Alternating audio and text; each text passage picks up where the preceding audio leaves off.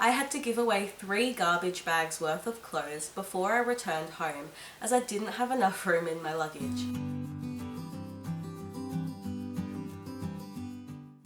Hi, I'm Olivia. In 2019, I travelled from Adelaide, Australia to London, England to become an au pair for 6 months. Unfortunately, my time overseas was cut short due to coronavirus, but I'm here today to share with you some tips and tricks for organising and packing for your trip to become an au pair. When organising your trip, the most important thing to do is to make sure you have all your paperwork sorted. This includes having a valid passport, any visas you may require, and any other important documents such as bank statements that you might need to enter the country.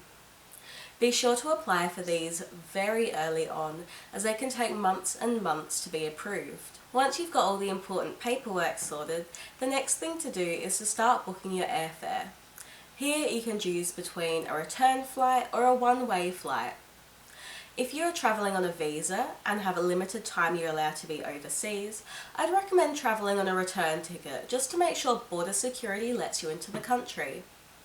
However, if you're travelling on a dual citizenship or want to travel a bit after you've finished au pairing with your host family, I'd consider purchasing a one-way ticket instead. Personally, I purchased a one-way ticket as I was travelling on a dual citizenship and wanted to travel afterwards.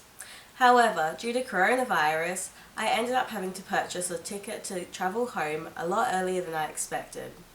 This was still a good idea, as if I had purchased a return ticket, I would have wasted a lot of money. Once you've organised all of that stuff, you can start the fun things, like packing. If you have a long haul flight, like I did, you're entitled to bring checked-in luggage as well as carry-on.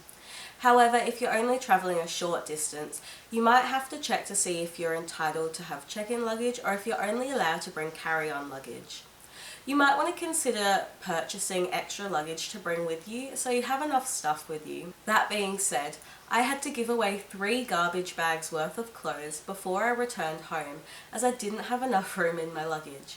So if you're anything like me and love to shop, I would consider leaving a lot of empty room to bring back the clothes with you.